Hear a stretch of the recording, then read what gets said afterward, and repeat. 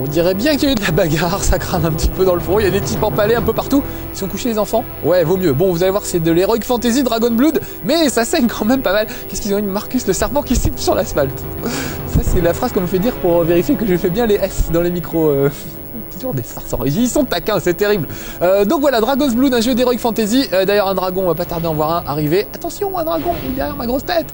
Regardez, et il va tout cramer. Waouh! Bon, ils sont déjà morts, les gens, ils s'en foutent, ils sont même empalés, donc normalement, ça devrait pas être un souci. Mais voilà, ça vous donne une idée, je voulais qu'on voit un peu l'intro pour que vous ayez une idée de l'univers dans lequel se déroule ce jeu. C'est vraiment de l'Heroic Fantasy avec des mecs genre Conan le Barbare, avec des bras comme mes cuisses, etc. Et on va prendre plutôt, on va opter du côté de la finesse. Regardez, on peut choisir un héros ou une héroïne. Alors il y a d'un côté Cynric the Warrior. On a d'ailleurs dit Kenric. Et elle s'appelle Ewin Sorceress. Comme j'arrive pas à prononcer Ewin, on va l'appeler Evelyn, si ça ne vous dérange pas trop. Puis après tout, pourquoi elle s'appellerait pas Evelyn? C'est pas plus ridicule que Ewin. Et puis, bah voilà, on va aller faire l'aventure avec elle. En plus, elle est bien gaulée, ce qui ne gâte rien. Et puis, vous allez voir qu'elle est bien animée, elle sait faire des roulades, elle sait pas mal manier l'épée. Mais à la base, c'est quand même une sorcière, donc elle manie surtout les tours de magie. Vous verrez qu'il y a des petits éléments de jeu de rôle là-dedans. Et que ça rend tout ça bien sympathique. Oh! Déjà, voilà, elle apparaît dans un éclair de lumière. Ah, quand je vous disais qu'elle était pas mal. On va la faire sautiller un petit peu. Et on va peut-être se la mettre en pleine lumière pour que ce soit encore plus joli. Alors regardez, je peux passer dans sa tête, on peut regarder tout autour, ça permet de voir le paysage. Et aussi de regarder l'héroïne, qui est quand même pas mal, surtout au milieu de ces petits rayons de lumière. Plutôt bien gaulée, des belles cuisses et tout. Et elle est très très athlétique, parce que dans l'univers où elle vit, elle a vraiment intérêt à savoir manier l'épée et se défendre. Ah, on va venir nous causer. Mais merci monsieur. Alors vous remarquerez que c'est en anglais, je sais pas pourquoi, on a pourtant une version française, la doc est en français, mais dans les options pas moyen de mettre quoi que ce soit en français, même pas les sous-titres, encore moins évidemment les dialogues et tout, ce qui est un petit peu dommage parce que si vous parlez pas anglais, bah, vous allez peut-être passer à côté de quelques finesses du scénario. Je dis quelques finesses, en général, ça se limite à trouver des clés pour ouvrir des portes. Mais bon, voilà, on passe à côté de quelque chose. Donc voilà, il vaut mieux parler anglais, c'est pas indispensable. Encore une fois, on peut se contenter de la beauté et de l'endroit. Regardez, c'est beau comme tout. Encore des gars qui vont me parler et il m'explique qu'il va me retrouver à l'intérieur puisqu'on est au début, donc là en fait c'est une petite phase d'apprentissage avec cette espèce de vieux sage qu'on a vu tout à l'heure et qui va nous apprendre au fur et à mesure à quoi servent les objets. Ça par exemple c'est... What the thing? What the thing? This is a mirror! Alors c'est pas pour apprendre l'anglais, c'est pour apprendre à se débrouiller dans un univers d'Heroic Fantasy. En l'occurrence ça par exemple c'est des choses qui vous permettent d'acquérir des pouvoirs magiques. Donc regardez, je vais aller ramasser ça. Il y a un superbe effet de lumière en plus. Magie. Comme dans l'acheter. Voilà, c'est beau comme tout, non? Il y a vraiment des beaux effets de lumière, je trouve. Ah oui, c'est chatouille qui dit. Donc voilà, le vieux monsieur lui explique que ok, ça chatouille, mais ça lui permet d'avoir des pouvoirs supplémentaires. Et en plus d'ailleurs, à la fin de chaque niveau, en fait, vous aurez l'occasion d'augmenter les pouvoirs de votre personnage, d'augmenter ses tours de magie, ou alors sa façon de combattre à l'épée. Elle apprendra de nouveaux coups au fur et à mesure. Vous découvrirez des armes aussi au fur et à mesure du jeu. Bon, on va continuer. Voilà, je passe un peu les scènes cinématiques histoire qu'on rentre direct dans le vif du sujet. Normalement, il faut prendre le temps évidemment de les écouter. Donc je vous disais, vous changerez d'arme au fur et à mesure. Là, j'ai une épée au tout début. Bon, j'entends des bêtes. Il y a comme une bête derrière moi. Et oui, 2 bestioles même. Il y a juste une épée au début, mais... Eh ben venez les gars, ils s'enfuient. Qu'est-ce qu'il y a? Je vous ai fait peur? Bon, on va les suivre, tiens. C'est la première fois qu'ils s'enfuient. D'habitude, ils viennent se battre. Et là, non, je sais pas, ils ont dû voir que c'était moi, et ils doivent avoir ils vendent la réputation du grand Marcus, et ils s'enfuient lâchement. J'ai dit, ils ont eu tort, parce que vous voyez, ça commence déjà à aller très mal pour moi. Bon, ça y est, j'ai eu les deux, je récupère des petits cœurs, ça c'est des points de vie. Donc j'étais en train de vous raconter qu'au début on commence simplement avec une épée, mais qu'ensuite, ils ont rien laissé, ok, je vais remonter. Ensuite vous aurez, vous pouvez trouver une massue, une faux carrément, comme la mort. Et il faut apprendre à manier tout ça. Il y a des combos en fait. Le maniement est vraiment très très simple. Il y a juste une touche qui permet de faire les coups. Mais on peut faire des combos. Un petit pas aidé. Vite, vite, vite. Allons-y. Ah, il y a un monstre qui va essayer de m'en empêcher, évidemment. Donc ouais, vraiment très très simple. Il y a une touche qui permet de donner les coups. Alors soit vous appuyez simplement sur cette touche, soit vous appuyez plusieurs fois sur cette touche, soit vous appuyez en donnant une direction. Droite, gauche, avant, arrière, etc. Donc par exemple, si je donne un petit coup à droite, elle va donner un coup d'épée sur la droite. Si je tire vers l'arrière au moment de taper, elle va filer un gros coup d'épée sur le crâne de l'adversaire. C'est un peu plus lent comme coup, mais en tout cas, ça permet de taper un petit peu plus fort. Et évidemment, en combinant tout ça, on arrive à faire des combos et genre des tournois en l'air et ce genre de choses. Un peu comme on a vu dans Xena, la guerrière, je sais pas si vous vous souvenez, on avait fait ça l'année dernière sur PlayStation. C'était pas mal du tout, c'était un peu vraiment le même genre de jeu, mais c'était 10 fois moins beau. Là, faut reconnaître que la Dreamcast écrabouille carrément la PlayStation au niveau graphique. C'est vraiment super beau. Vous voyez que je peux dire du bien de la Dreamcast si je veux. Non mais elle est bien cette machine, on va arrêter de dire du mal. Bon, allez. C'est pas tout, mais voilà, lui s'enfuit. Il faut que je récupère une petite clé, ce que j'ai pas pris là sur la droite, mais normalement il y a une porte qui est fermée, donc il va falloir que je trouve la clé pour l'ouvrir. Et vraiment le niveau des énigmes, c'est pas trop balèze. Vous voyez, je peux faire des petits pas sur le côté, ce que je viens de faire là. Voilà, ça je récupère des trucs magiques qui me serviront un peu plus tard. Je pourrais commencer à lancer des sorts.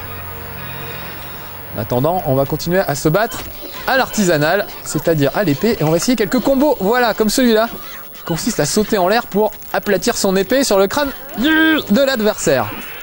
Bon là, ils sont deux, je ferais mieux de faire des trucs qui me permettent de ratisser large au lieu d'en assommer un seul. Oh, et voilà, oh, pas mal ça.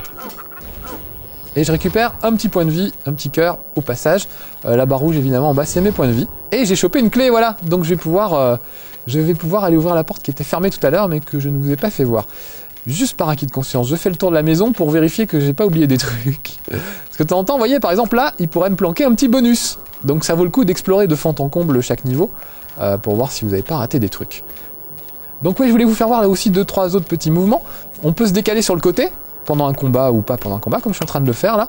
Et on peut faire des roulades, carrément, ça c'est superbe. Et ça permet de faire quelques acrobaties et de surprendre l'adversaire, d'esquiver aussi. On peut se mettre en garde quand on veut éviter de se prendre un trop gros coup sur la tronche.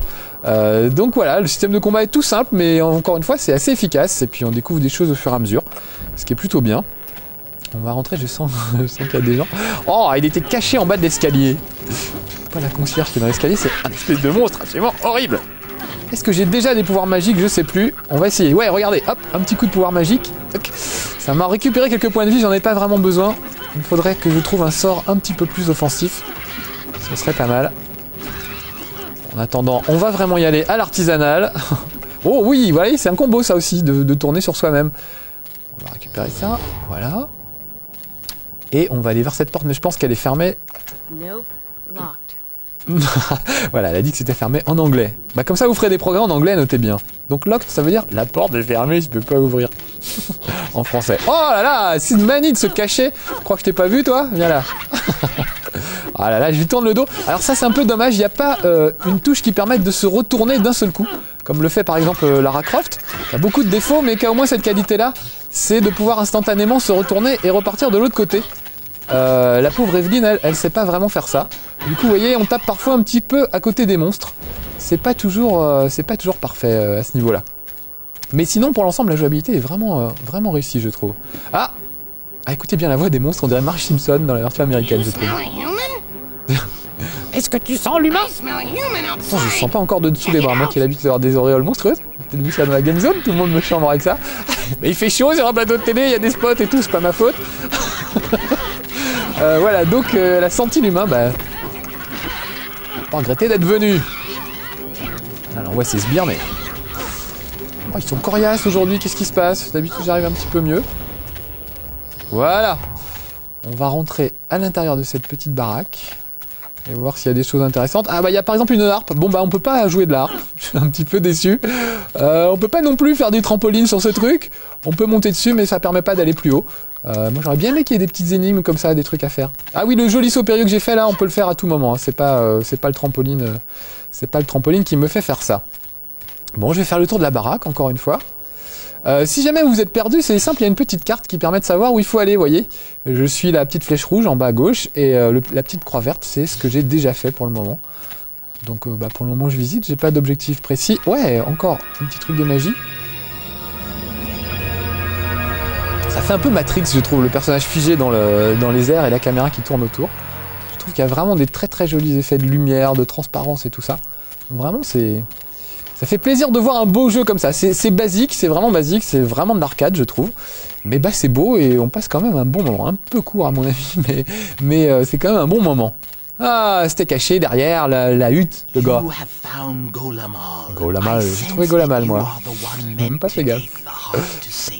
Bon, il va encore me dire des tas de trucs, peut-être me filer une clé. Voilà, je passe un petit peu. Et je vais du coup pouvoir ouvrir une porte qui était encore fermée tout à l'heure. C'est des pays où toutes les portes sont tout le temps fermées, en fait. Chez nous, dans la vraie vie, la moitié des portes sont ouvertes, chez eux, non. C'est tout le temps fermé, c'est un peu curieux. Oh, il fait noir là-dedans. J'ai pas de torche pour m'éclairer. Donc j'ai intérêt à avoir de bons yeux. Le jeu est assez sombre, on a eu des problèmes d'ailleurs, on voyait rien. Il y a des moments où on voyait absolument rien. Donc vous avez intérêt à jouer dans le noir, en plus ça fait bien flipper, c'est quand même pas mal. Et puis voilà. Allez, une petite acrobatie, tiens. Voilà pour le principe. Et puis un petit carnage. Parce que quand même. Ah oui, il n'aura pas eu le temps de voir le jour. Voilà, en plus j'ai fait un combo qui tue de la mort. Vous avez vu, regardez, c'est quand même superbe, je trouve, cette montée là, avec le truc en haut, on dirait un espèce de bâtiment d'inspiration japonaise. Je trouve que c'est vraiment très très joli. Oh, on va rentrer à l'intérieur. Vraiment les voix. Ou alors les voix des mecs dans les Monty Python Sacré Graal. Si vous connaissez pas Monty Python Sacré Graal, jouez-le en vidéo. C'est vraiment un super truc, super drôle. Allez, oui, il y a de l'humour, hein. Crève, saleté. Se laisse pas faire, c'est bien. Bon, allez, on va se bagarrer avec eux. Ouais, commence à être pas trop bien. Je vais voir si je peux pas utiliser un sort. Ah non, j'en ai plus, zut. J'avais dû vérifier mon inventaire avant. J'espère que je vais pas mourir là. J'aurais vraiment l'air d'un cake, sinon ce serait pas la première fois, mais bon. En plus, on est presque à la fin du niveau, donc j'aimerais bien qu'on voit le deuxième niveau pour le même prix. Ça, on n'aura pas rallongé les level 1 pour rien. On va appeler ça le level 1 N2 maintenant, si ça continue. Voilà, super. On va récupérer ce petit cœur. Oh, et il se passe quelque chose. Ah oui, ça c'est un mot de passe qu'on m'avait donné tout à l'heure, qui me permet d'ouvrir les arbres en deux. C'est pas super utile comme pouvoir magique, peut-être pour les noix, pour ouvrir les noix. J'y sert à la maison, Ishlarama. Et en tout cas, regardez, ça va faire apparaître le cœur de la forêt. Cette espèce de gros diamant précieux qui est emprisonné dans un arbre. Et après on dit que c'est pas poétique, jeu vidéo. Pas que de la bagarre tout le temps et des carnages. Encore que là, il y en a pas mal. Quand même. Voilà, oh, c'est beau comme tout. Bon bah super, on va pouvoir partir de là. Est-ce que je le récupère? Vous peut-être le ramasser, je suis venu chercher ça, si je le ramasse pas, c'est un peu idiot. Voilà, you got the heart of the forest, my friend. Ah, quand je disais qu'il y avait des beaux effets de lumière, c'est quand même magnifique ça. Alors un truc pas mal qui est emprunté au jeu de rôle, c'est que votre personnage donc s'améliore au fur et à mesure au fil des niveaux. Donc là normalement, si j'ai récolté assez de petites lumières qu'on voyait tout à l'heure, je vais pouvoir améliorer les caractéristiques d'Evelyn. Elle pourra par exemple mieux faire le repassage. Non, je rigole, elle pourra par exemple améliorer ses capacités offensives ou le sort de feu. Tiens, feu, est-ce que j'ai le droit par exemple, je vais choisir une compétence. Ouais, fire, ça peut être pas mal. Voilà. Ça fait un missile d'énergie pure, bah c'est pas mal, moi je trouve. Donc je vais plutôt faire ça. Ah, j'ai oublié de mettre la carte mémoire dans le... Ok, bah c'est pas grave. J'ai oublié de mettre une carte mémoire, mais on peut sauvegarder. Voilà, à la fin de chaque niveau, on peut sauvegarder sa progression. Ça évite d'avoir à tout refaire depuis le début, ce qui est plutôt sympa, parce que ça permet d'avancer. Quand je disais que c'était arcade, c'est pas non plus complètement arcade. On peut... Oh, c'est beau ça. Très soucieux le monsieur en dessous. Bon, je passe vraiment, mais écoutez la voix du gars. C'est vraiment la voix. Moi, je suis très fan de Conan le Barbare, par exemple. Et le début de Conan le Barbare, quand il est sur son trône, il y a une grosse voix une grosse voix de narrateur qui commence à raconter l'histoire. Et je trouve qu'on retrouve vraiment cette ambiance-là. Donc pour ça, tout ça, c'est vraiment très très soigné et plutôt bien foutu. Ah, qu'est-ce qui se passe? Des trucs magiques. L'univers est vraiment Heroic Fantasy. Il y a des trolls, des gobelins, des squelettes, des choses comme ça. Voilà. Bon, allez, on y va. Oh là, il va falloir se friter tout de suite.